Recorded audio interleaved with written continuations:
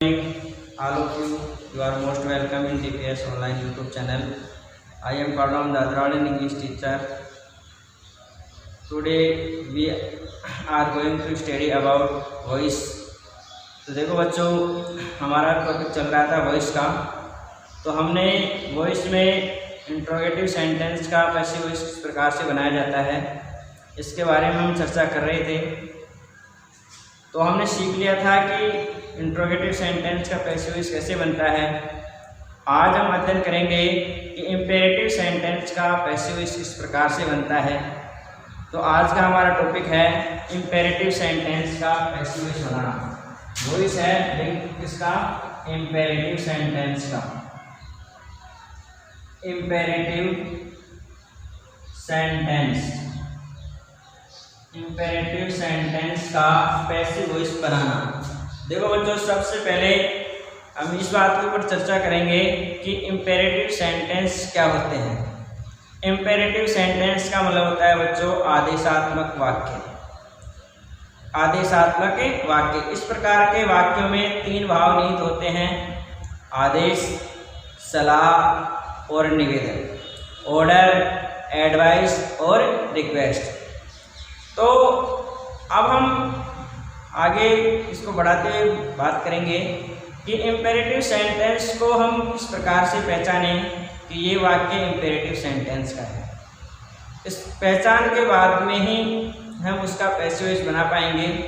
तो देखो, सबसे पहले इम्पेरेटिव सेंटेंस की आपको पहचान कैसे करनी है। देखो जो इम्पेरेटिव सेंटेंस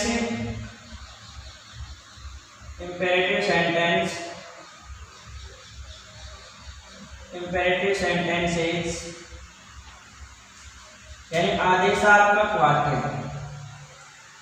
आदेशात्मक वाक्य, आदेशात्मक वाक्य। देखो बच्चों, ऐसे वाक्य सबसे पहले विशेषता है कि ऐसे वाक्य वर्ब से शुरू होते हैं। किससे शुरू होते हैं? वर्ब से शुरू होते हैं और वर्ब के बाद में ऑब्जेक्ट आ सकता है और अदर वर्ड आ सकता है। जैसे एग्जाम्पल के लिए play, cricket, in ground. Play cricket in ground. देखो, प्ले यानी खेलना, प्ले यानी खेलना, क्रिकेट यानी क्रिकेट इन ग्राउंड। देखो बच्चों, इसमें जो प्ले है वो है वर्ब। प्ले यानी खेलना, ये वर्ब है। क्रिकेट क्या है? ऑब्जेक्ट है। और इन ग्राउंड अदर वर्ड है, अदर वर्ड है। तो पहले जो पहला प्रकार है वो है कि वर्ब से शुरू होने वाले सेंटेंस। दूसरा प्रकार है बच्चों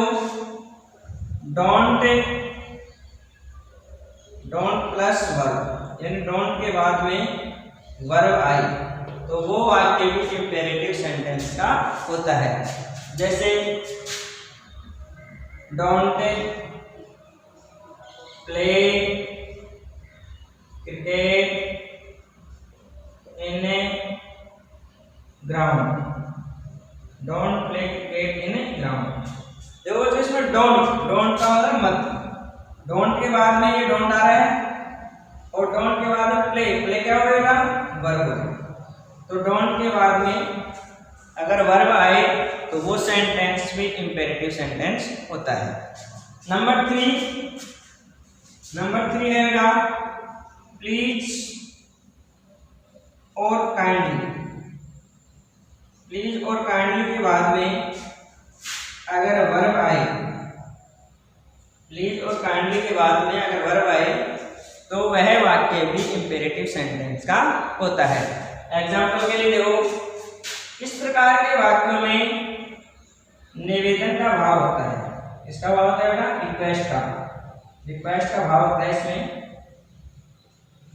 डोंट वाले वाक्यों में एडवाइस का भाव होता है। एडवाइस का यानी सलाह का भाव होता है इसमें। और वर्ब से शुरू होने वाले वाक्यों में ऑर्डर का भाव होता है। ऑर्डर यानी आदेश। अब इसमें एग्जाम्पल के लिए देखो, प्लीज गिव ए पेन। तो बेटा इसमें प्लीज के बाद में गिव यानी देना, तो प्लीज के बाद में क्या आया, वर्ब आई। प्लीज के बाद में क्या रहा है, वर्ब आ रही है। तो तीसरा प्रकार हो गया इसका, प्लीज और काइंडली के बाद में अगर वर्ब आए तो वह वाक्य में इंपेरेटिव सेंटेंस का होता है। नंबर 4, चौथा प्रकार है इसका, वो है बेटा नेवर के बाद में वर्ब आए। नेवर के बाद में वर्ब आए, नेवर यानी कभी नहीं, इसमें भी एडवाइस का भाव होता है। तो अगर नेवर के बाद में वर्ब आ रही है तो वहां पे भी इंपेरेटिव सेंटेंस होगा। तो नेवर के बाद में नेवर के बाद में अगर वर्ब आए तो वह वाक्य भी इंपेरेटिव सेंटेंस का होता है। इसमें एडवाइस का भाव होता है। इसका भाव होता है बेटा एडवाइस, सलाह का भाव होता है। एग्जाम्पल के लिए, नेवर अब्यूज मी। देखो अब्यूज यानी होता है गाली देना, नेवर के बाद में अब्यूज, नेवर के बाद में क्या आ रहा है, इसमें वर्ब आ रही है। नेवर के बाद में अगर वर्ब आए तो वह वाक्य भी इंपेरेटिव सेंटेंस का होता है। अब ये तो हमने सीख लिया कि हम पहचाने कैसे कि ये वाक्य इंपेरेटिव सेंटेंस का है। अब हम आगे पढ़ेंगे कि इनका पैसिव वॉइस किस प्रकार से बनाया जाता है। तो देखो बेटा इसमें पहला प्रकार हमारा वर्ब से शुरू होने वाले जो वाक्य हैं उनका पैसिव वॉइस कैसे बनता है। वर्ब से शुरू होने वाले वाक्यों का पैसिव वॉइस बनाना। पहला प्रकार था वर्ब से शुरू होने वाले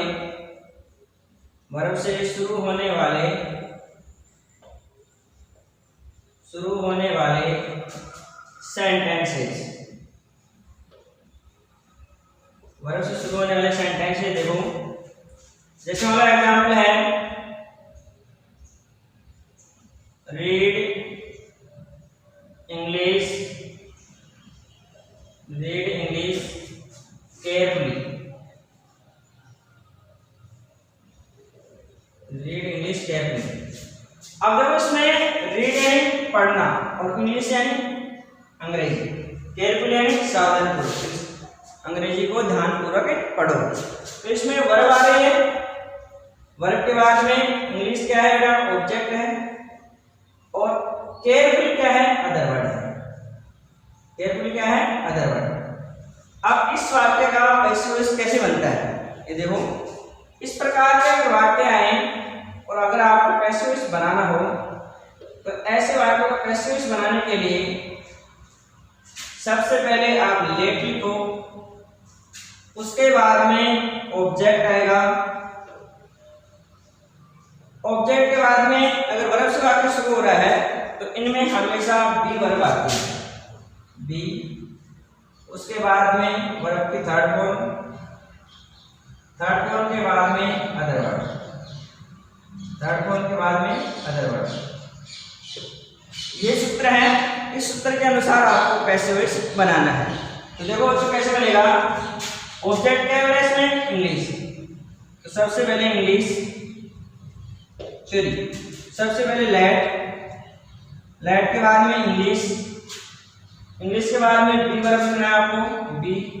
फिर उसके बाद में वर्ब क्या है, रीड। तो रीड की थर्ड फॉर्म में हमेशा रीड होती है, तो रीड।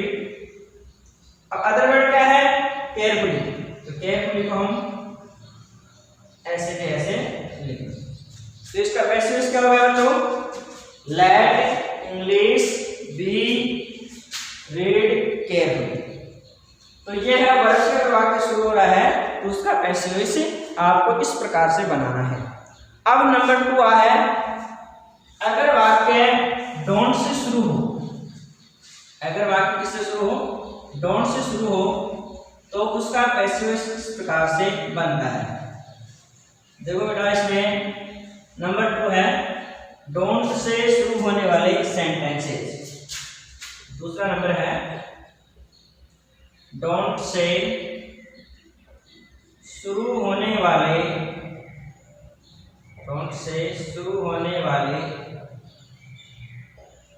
सेंटेंसेस। इनका पैसिव वॉइस कैसे बनता है। देखो एग्जांपल है इसका, एक्टिव वॉइस का वाक्य है डोंट वेस्ट टाइम, समय खराब मत करो। तो देखो इसमें डोंट आ रहा है। ऐसे वाक्यों का पैसिव वॉइस दो प्रकार से बनाया जाता है। कितने प्रकार से बनाया जाता है? दो प्रकार से। पहला प्रकार है इसका पैसिव वॉइस बनाने के लिए सबसे पहले आप लेट लिखो, उसके बाद में आप ऑब्जेक्ट लिखो, ऑब्जेक्ट के बाद में आप नोट लिखो, नोट के बाद में दी वर्ब लिखो, फिर वर्ब की थर्ड फॉर्म, और उसके बाद में आपको अदर वर्ड है। क्या लिखना है बेटा? Other word. इसी सूत्र के अनुसार जब इसका पैसिव वॉइस कैसे बनेगा, सबसे पहले लेट, उसके बाद में ऑब्जेक्ट क्या है बेटा? टाइम। ऑब्जेक्ट है इसमें टाइम, तो यहाँ पे देखो टाइम, लेट टाइम, फिर उसके बाद में नोट, नोट के बाद में दी, फिर वर्ब क्या है इसमें? वेस्ट की थर्ड फॉर्म आ जाएगी वेस्टेड, फिर अदरवाइज इसमें है नहीं, तो इसका पैसिव हो जाएगा let time not be wasted, let time not be wasted. दूसरा प्रकार है इसका यू आर रिक्वेस्टेड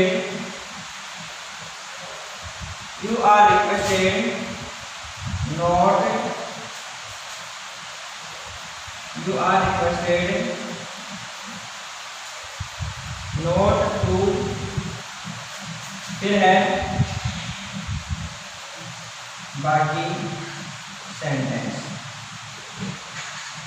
तो इसका हो जाएगा, इसका पैसिव मिलेगा you are requested not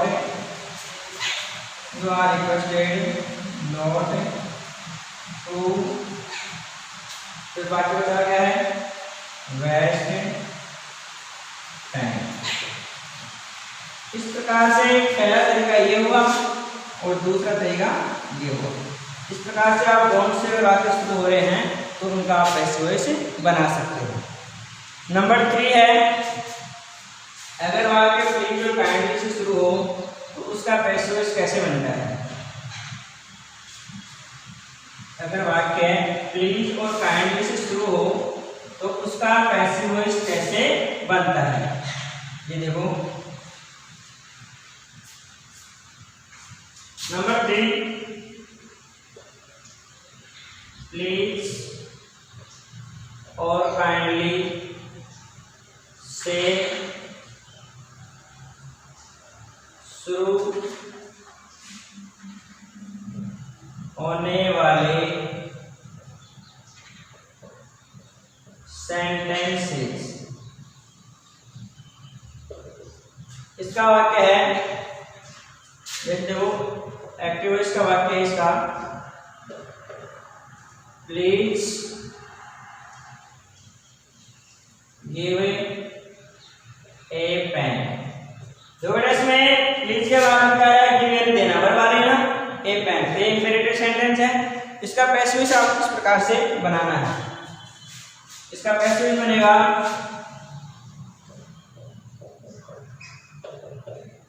you are, का भाव है इसमें तो आ जाएगा यू आर रिक्वेस्टेड, फिर आपको जोड़ना है टू। क्या जोड़ना है बेटा? टू के बाद में प्लीज काइंडली को हटा करके बाकी सेंटेंस। तो ये वाक्य कैसे बनेगा? यू आर रिक्वेस्टेड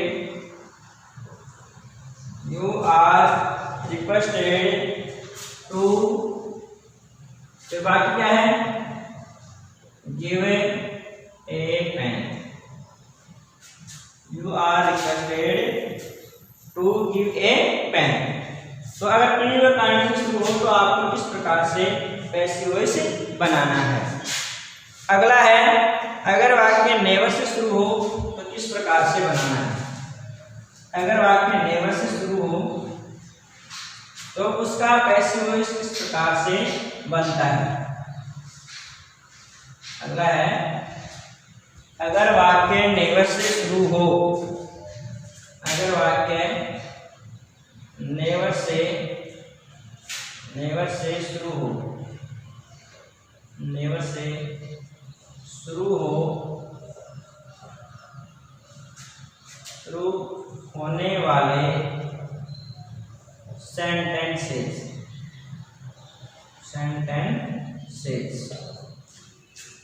अब देखो, अगर वाक्य नेवर से शुरू हो तो इसका एग्जाम्पल है एक्टिव वॉइस का, never waste time, never waste time.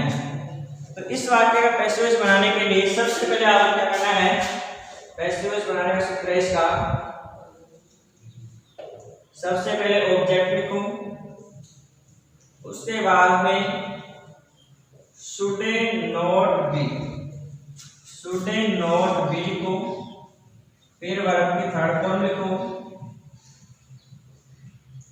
फिर अदर वर्ड लिखो, तो ये वाक्य कैसे बनेगा, सूत्र के अकॉर्डिंग। तो इसमें क्या है, वेस्ट है बेकार, तो ये वर्ब हो गई, और टाइम यानी समय, ये ऑब्जेक्ट है। तो अकॉर्डिंग फॉर्मूलाज ये वाक्य बन जाएगा टाइम, उसके बाद में लिखना है आपको शुड नॉट बी, वर्ब है इसमें वेस्ट, इसकी थर्ड फॉर्म आएगी वेस्टेड, इस प्रकार, और नेवर हट जाएगा। तो इस प्रकार से आपको नेवर से शुरू होने वाले सेंटेंस का पैसिव वॉइस बनाना है। तो मैंने आपको चारों प्रकार समझा दिया कि किस प्रकार से इंपेरेटिव सेंटेंस का पैसिव वॉइस बनाया जाता है। तो मुझे उम्मीद है कि आपको ये समझ में आ गया होगा। अब देखो बच्चों, इसमें ये तो थे इंपेरेटिव सेंटेंस। अब हमें कुछ अलग प्रकार के जो वाक्य हैं उनके बारे में हम अध्ययन करेंगे। जैसे एक वाक्य है,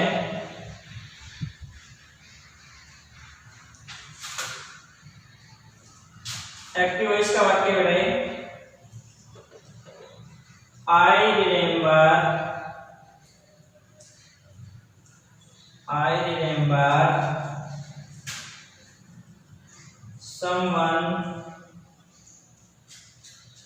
someone giving me a watch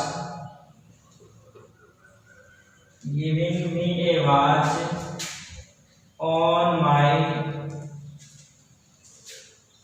birthday,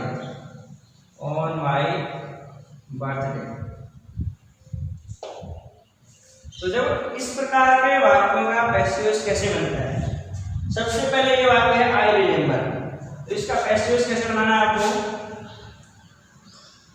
इसका पैसिव वॉइस बनाना है आई रिमेम्बर, पहले इसका वाक्य बनेगा, तो आई एम रिमेम्बर्ड,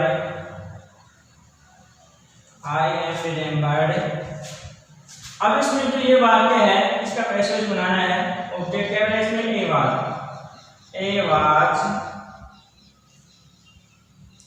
अब इसमें गिविंग है, इसमें क्या है, गिविंग है, तो कंटिन्यूस का भाव इसमें इज नहीं है, जा रहा है, हेल्पिंग वर्ब नहीं है, तो हमें हेल्पिंग वर्ब नहीं जोड़ना है, बाकी लिखना है बीइंग, और गिव की थर्ड फॉर्म लिखनी है given. I am remembered a was being given me, second object है on my birthday। ऐसे आपको इसका पैसिव वॉइस बनाना है। दूसरा प्रकार है इसका, एक और वाक्य है नो बॉडी, एक्टिव वॉइस का वाक्य है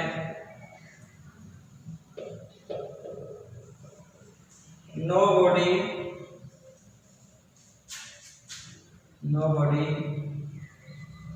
रीड ए बुक yesterday।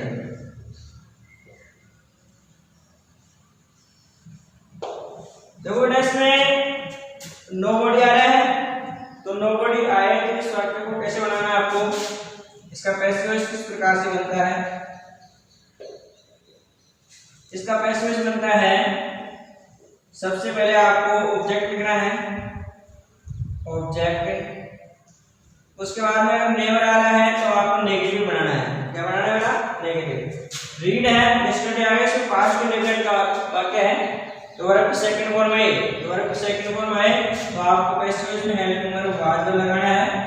तो ए बुक एक वचन है, इसलिए यहाँ पे क्या आ गई, हेल्पिंग वर्ब वाज आ गई। उसके बाद में नोबॉडी आ रहा है, तो यहाँ पे लग जाएगा नोट। क्या लग जाएगा बेटा, नोट। उसके बाद में वर्ब की थर्ड फॉर्म लगानी है, तो वर्ब की थर्ड फॉर्म में रीड की थर्ड फॉर्म हो गई बेटा रीड। तो a book was not read, other word है यस्टरडे, अदर वर्ड क्या है, यस्टरडे। फिर उसके बाद में बाय और नोबॉडी बदल जाएगा किसमें, एनीबॉडी, इसमें बदल जाएगा एनीबॉडी। यहाँ पे हो जाएगा बाय एनीबॉडी। तो इस प्रकार से आपको ये नोबॉडी वाला सेंटेंस बनाना है। सबसे पहले ऑब्जेक्ट, उसके बाद में हेल्पिंग वर्ब, फिर आपको नोट लगाना है, फिर उसके बाद में वर्ब की थर्ड फॉर्म लगानी है, फिर अदर वर्ड लगाना है, फिर बाय और नोबॉडी बदल जाएगा एनीबॉडी। तो इस प्रकार से आपके जो एक्टिव वॉइस के जो पूरे प्रकार हैं वो कंप्लीट होते हो गए। तो मुझे उम्मीद है कि सारे प्रकार में आपको कोई प्रॉब्लम नहीं होगी। अगर फिर भी कोई प्रॉब्लम है तो उसका समाधान कर दिया जाएगा। धन्यवाद, thank you, best of luck.